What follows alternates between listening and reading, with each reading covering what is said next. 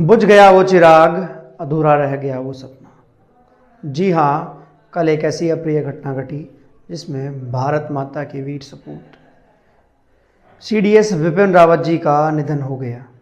8 दिसंबर 2021 दोपहर 12:30 बजे MI-17 helicopter जिसमें सवार थे सीडीएस विपिन रावत, उनकी धर्मपत्नी मधुलिका रावत, सेना के 3 और उच्च अधिकारी, 3 पैरा कमांडो के स्पेशल फोर्सेस के जवान, 2 पायलट, 1 तकनीकी इंजीनियर। यह विमान उड़ा था तमिलनाडु ऊटी उतरने के लिए, पर उससे पहले सेल्लूर में विमान दुर्घटनाग्रस्त हो गया, जिसमें सवार विपिन रावत समेत उनकी धर्मपत्नी मधुलिका रावत, अन्य 11 जवान मारे गए। अभी एक पायलट जिंदा हैं और हम और पूरा देश उनको जल्दी स्वस्थ होने की कामना कर रहा है। कौन थे विपिन रावत? क्या करते थे विपिन रावत, जिनकी वजह से आज पूरा देश उनकी मृत्यु के बाद स्तब्ध है, मौन हो गया है, दुख की चेतना में डूब गया है। आखिर कौन थे विपिन रावत? उत्तराखंड के पौड़ी गढ़वाल जिले के सेंध गांव में एक सैनिक परिवार में 1998 में जन्मे थे विपिन रावत।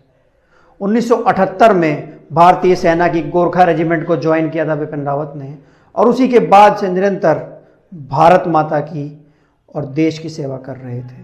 विपिन रावत ने कभी भी भारत माता के शीश और तिरंगे को झुकने नहीं दिया। उन्होंने और उनके जैसे लाखों हजारों जवानों ने हमेशा देश की सेवा की, देश के दुश्मनों को मुंह तोड़ जवाब दिया, चाहे वह देश की धरती के भीतर रह के हो या दुश्मन देश की धरती पर जाकर।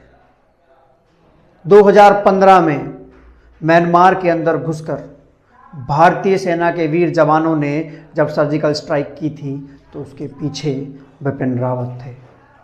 2016 में पाकिस्तान में उरी में घुसकर आतंकवादियों को मौत के घाट उतारा था, उसके पीछे दिमाग विपिन रावत का था। विपिन रावत हमेशा से ही अपनी दबंग छवि की वजह से जाने जाते थे और कभी नहीं दबते थे।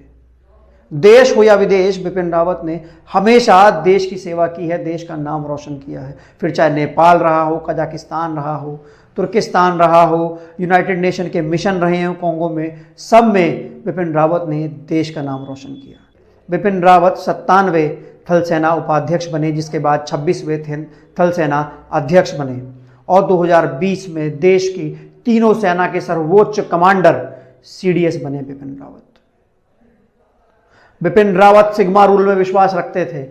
अगर आतंकी सरहद पार करके हमारे देश में आएगा तो भारतीय सेना उसको 2.5 फुट नीचे जमीन में उतार देगी, ये कहना था विपिन रावत का। कुछ दिनों पहले विपिन रावत जी ने चीन की सेना को भी मुंह तोड़ जवाब देते हुए कहा था कि भारत अब वो पुराना भारत नहीं है, ये नया भारत है, जो घर के अंदर घुसता भी है और मारता भी है। विपिन रावत जी को सेना का सर्वश्रेष्ठ पुरस्कार से भी सम्मानित किया गया था।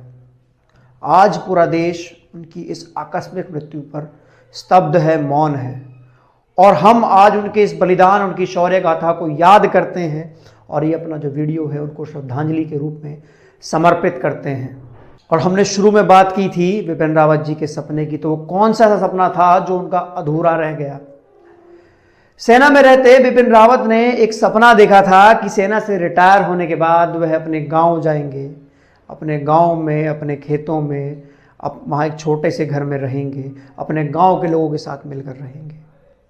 उनका यह सपना अधूरा रह गया क्योंकि अधिकतर उन्होंने अपने जीवन का समय देश की सेवा करने में दिया, अपने गांव परिवार को समय नहीं दे पाए। तो विपिन रावत जी कहते थे कि जब मैं रिटायर हो जाऊंगा उसके बाद अपने गांव जाऊंगा, अपने गांव के लोगों के साथ रहूंगा, अपनी गांव वालों के साथ रहूंगा। ये जो उनका सपना था ये अधूरा रह गया।